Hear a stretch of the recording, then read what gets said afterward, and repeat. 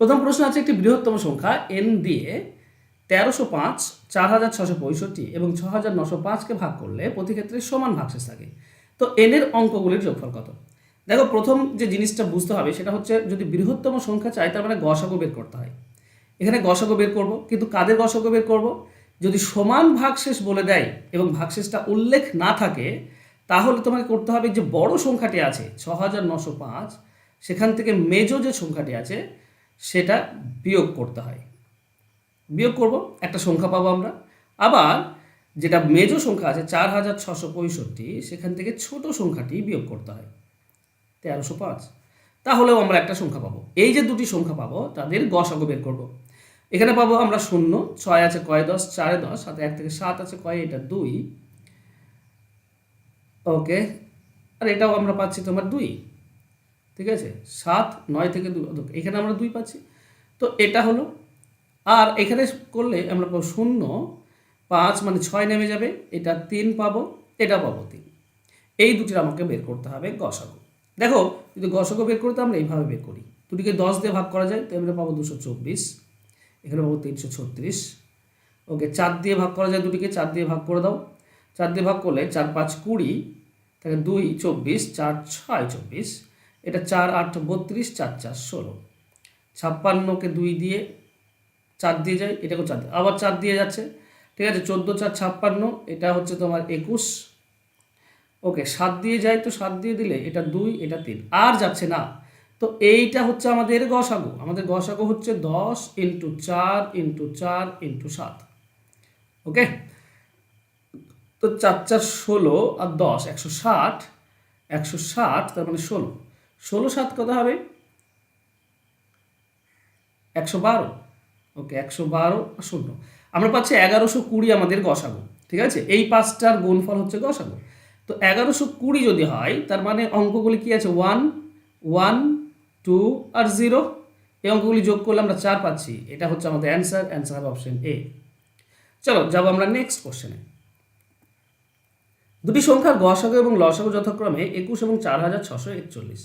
যদি একটি সংখ্যা 200 এবং 300-র মাঝে হয়, তাহলে সংখ্যা দুটি কত? আচ্ছা, এখানে দেখো বলা আছে লসাগু এবং গসাগু। লসাগু গসাগু বললে আমরা সেই সংখ্যা দুটির অনুপাতের গুণফল পাই। মানে এখানে তো সংখ্যা দুটি আমার জানা নেই, ধরে নিলাম এ আর বি হচ্ছে তাদের অনুপাত। তাহলে আমরা নিয়ম অনুসারে এ এবং বি এর গুণফল, এই গুণফলটা কি পাবো? এই গুণফলটা পাবো লসাগু ডিভাইডেড বাই গসাগু। দেখো, 21 2 42 পাচ্ছি, মানে 4 44 থাকছে, 21 2 42 থাকছে, 2 21, 21 1 21, 221 পাচ্ছি। বলো তো 221 কোন দুটি সংখ্যার গুণফল? দেখো, 1 এবং 221 এদের গুণফল হচ্ছে 221। আর একটা হয় 13 × 17। দেখো, এটা তোমাকে ভেবে ভেবে বের করতে হবে, এখানে সময় যাবে তোমাদের একটু, কিন্তু ভেবে বের করতে হবে। 13 আর 17 গুণ করলে তোমার 221 হয়। আর কোনো সংখ্যা নেই যে করা যায়, এইটাই উৎপাদক, 4টি উৎপাদক রয়েছে।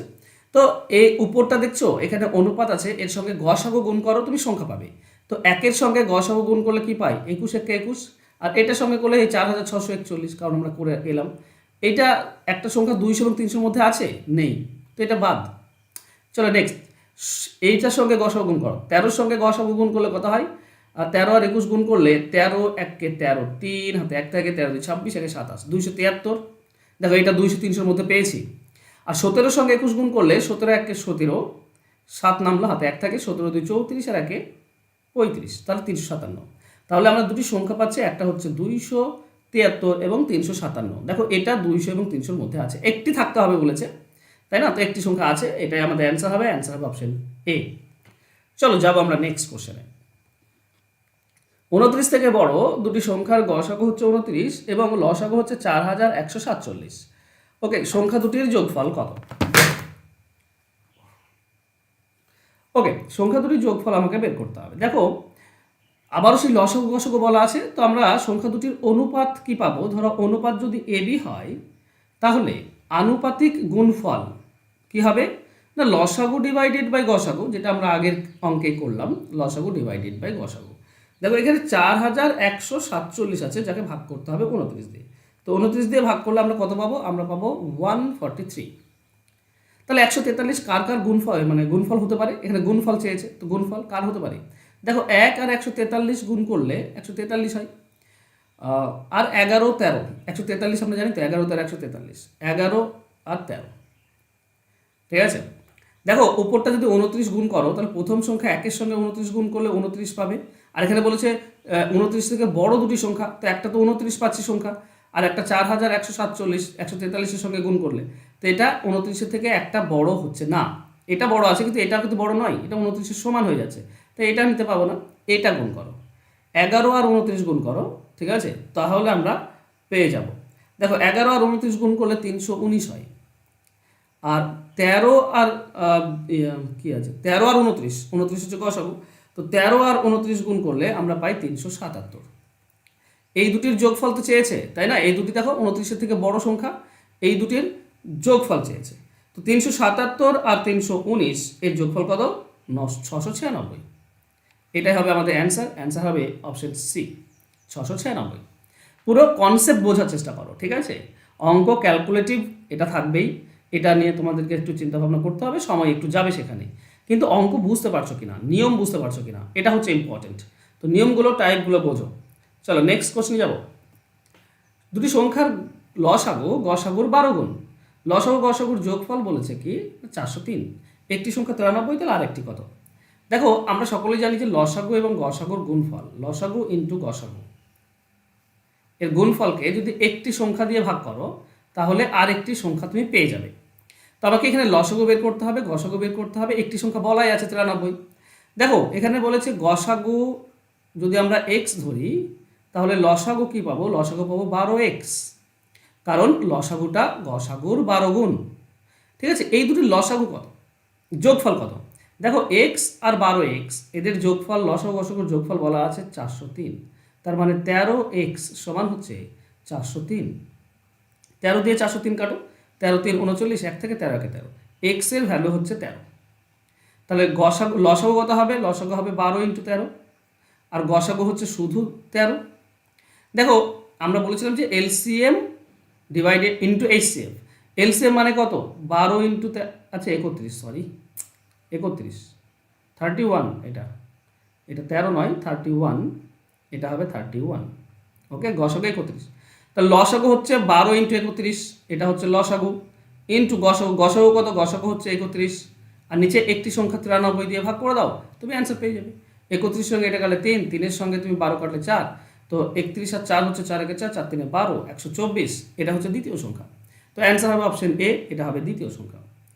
চলো যাবো আমরা নেক্সট কোশ্চেনে। কোশ্চেন বলা আছে দুটি সংখ্যার গসাগু 23 এবং তাদের লসাগু অন্য দুটি উৎপাদক হলো, তাদের লসাগুর অন্য দুটি উৎপাদক হলো 13 এবং 14, সংখ্যা দুটির মধ্যে বড় কে? দেখো একটা জিনিস তোমরা এটা মনে রেখো যে গসাগুটাই সব থেকে ছোট সংখ্যা হতে পারে আর লসাগুটা হতে পারে সব থেকে বড় সংখ্যা। তাহলে দুটি বড় সংখ্যাটি কত? আচ্ছা বেশ, আচ্ছা দুটি উৎপাদক পেয়েছো, তার মানে অনুপাত তুমি এরকম পাচ্ছ, ঠিক আছে। এখনই বলছিলাম না লসাগুর উৎপাদক এত ইন্টু এত, তাহলে অনুপাত হবে 13 ইন্টু 14, সহজ এটা। তো এই সঙ্গে আমি যদি গসাগু গুণ করি তাহলে আমরা সংখ্যা পাই, তাই না? তো 13-র সঙ্গে বড়টার গুণ করে দাও 23, তাহলে 14 আর 23 গুণ করলে কত হবে? 14 3 42, 2 হাতে 4 থাকে, 14 2 28 আর 4, 28 আর 4 32, মানে 322 হবে বড় সংখ্যা। অ্যান্সার হবে অপশন সি। 13-র সঙ্গে যদি 23 গুণ করো ছোট সংখ্যা পেয়ে যেতে, সিম্পল নিয়ম, ওকে, সহজে পেয়ে যেতে। চলো নেক্সট। তিনটি সংখ্যার অনুপাত দেওয়া আছে 3 4 5, তাদের লসাগু দেওয়া আছে 2400, গসাগু কত? দেখো গসাগু বের করার একটা নিয়ম রয়েছে, এখানেও একটা বুঝিয়ে নাও। যদি তোমরা লসাগুকে, এলসিএমকে অনুপাতের লসাগু যদি দুটি থাকে তাহলে অনুপাতের গুণফল হয় নিচে, আর যদি 3টি বা তার বেশি থাকে তো অনুপাতের লসাগু হয়, লসাগু হয় নিচে, তাহলে তুমি গসাগু পেয়ে যাবে। দেখো এখানে কি আছে? এলসিএম হচ্ছে 2400, আর এদের অনুপাতের লসাগু কত হবে?